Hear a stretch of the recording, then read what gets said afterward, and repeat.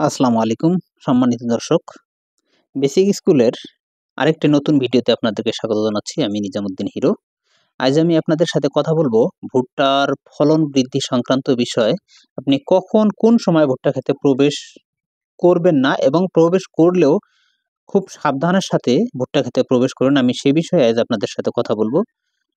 আজ আমি আপনাদেরকে দেখাতে চলেছি এই যে ভুট্টা ক্ষেতটি দেখছেন, এখানে এই ক্ষেতটা দেখলে বুঝতে পারবেন যে ভুট্টা গাছের যখন দেখবেন উপরে ফুল ফুটছে, তখন দেখবেন অনায়াসে তার নিচ থেকে মোচার মাথা দিয়ে আবার দাড়ি বেড়েছে। এই যে দেখতে পাচ্ছেন, এই যে আমি দেখানোর চেষ্টা করতেছি, দেখেন উপরে ফুল যে গাছটিতে আছে সেই গাছেরই কিন্তু নিচে আমি একটু জুম করে দেখাবো, ভালো করে দেখবেন। যে ভুট্টার যে গাছটির মাথায় ফুল ফুটেছে দেখবেন ঠিক সেই গাছেরই ভুট্টার যে মোচার মাথা দিয়ে আবার দাড়ি বের হয়েছে। এই ২ টার কিন্তু একেবারে অঙ্গাঅঙ্গিভাবে জড়িত, একটি অপরটির সাথে জড়িত। আমি এ বিষয়ে আপনাদের সাথে বিস্তারিতভাবে কথা বলব। যদি আপনি আপনার ভুট্টার ফলন বৃদ্ধি করতে চান, যদি গতানুগতিকভাবে ফলন বৃদ্ধির তুলনায় আরো অধিক ফলন চান, ভুট্টা যেহেতু একটি হাইব্রিড জাতীয় ফসল, এই ফসলে অবশ্যই ভুট্টার যত বেশি যত্ন করবেন, যত বেশি পরিশ্রম করবেন, তত বেশি ফলন দেবে। যত বেশি পরিমাণ তাকে খাবার দিবেন, তত বেশি ফলন দেবে। এই যে দেখছেন যে ভুট্টা ক্ষেতের যে ফুল ফুটছে আর সেই সাথে এই যে দেখেন যে মোচার মাথা দিয়ে আবার দাড়ি বের হইছে, সেটা হলো উপরে যে ফুলটা ফোটে এটা হলো পুরুষ ফুল। আর যে দাড়ি দেখছেন, ভুট্টার মোচার মাথায় যে দাড়ি দেখছেন এটা কিন্তু হলো স্ত্রী ফুল। ভুট্টার জাত হলো স্বপরাগায়িত উদ্ভিদ শ্রেণীর জাত। যেমন উপরে যখন তার পুরুষ ফুল ফোটে তখন নিচে ভুট্টার মোচার মাথায় যে দাড়িটা বের হয় এটা হলো স্ত্রী ফুল। এই দুইটার হলো পরাগায়নের সম্পর্ক, তাই এটাই হলো স্বপরাগায়িত উদ্ভিদ। এই সময় ভুট্টার পাতায় খেয়াল করে দেখবেন, ভুট্টার পাতায় সাদা সাদা কিছু পাউডারের মতো পড়ে থাকে। এটা কিন্তু হলো পুরুষ ফুলের পরাগরেণু। এটি কিন্তু কোনো ক্ষতিকর কিছু নয়, এটা পুরুষ ফুলের পরাগরেণু। যখন তার সময় হয় তখন নিচের দিকে পড়ে, আর এখান থেকেই ভুট্টার মোচার দাড়ির মাধ্যমে এটা পরাগায়ন হয়। তাই এটা কখনো ফেলে দিবেন না। আমরা অনেকেই এটাকে ঝাড়ে ফেলে দেই। গাছকে যেমন এই যে এভাবে গাছ ঝাঁকি দিয়ে ফেলে দেই, কিন্তু এভাবে ফেলে দেবেন না। তাই আজ আমি এই বিষয়ে বিস্তারিত কথা বলবো। সেটা হলো ভুট্টা ক্ষেতে আপনি কখন প্রবেশ করবেন না। এই যে দেখতে পাচ্ছেন, এই যে ভুট্টার পাতার উপরে যে পাউডার গুলো দেখা যাচ্ছে এটাই হলো পুরুষ ফুলের পরাগরেণু। তাই এইজন্য সকালবেলা আপনি এটা দেখতে চাইলে, পরীক্ষা করতে চাইলে খুব সকালে উঠে সূর্য ওঠার সময় ভুট্টা ক্ষেতের পাশে দাঁড়াবেন।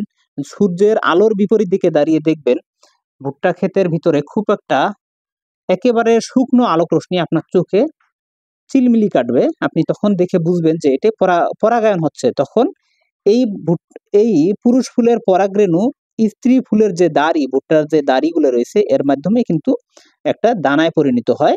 এভাবে কিন্তু যখন দেখবেন যে চিলমিল করছে, একটা আলোক রশ্মি দেখতে পাবেন, তখন বুঝবেন যে এটা পরাগায়ন হচ্ছে। তাই এই সময়, বিশেষ করে এই সময় ভুট্টা ক্ষেতে প্রবেশ করবেন না। কারণ প্রবেশ করলে তাহলে এই পরাগায়নটা ব্যাহত হবে, অথবা আপনি মনের অজান্তে হাঁটতে গিয়ে ভুট্টার মোচা থেকে কিছু দাড়ি এমনিতেই ছিঁড়ে ফেলতে পারেন। যদি একটি দাড়ি ছিঁড়ে ফেলেন তাহলে ওই পরাগায়নটা সম্পূর্ণ না হওয়ার কারণে এটা কিন্তু পরাগায়নটা আটকে যাবে। তখন এই ভুট্টার দানাটা কিন্তু চিটা হয়ে থাকবে।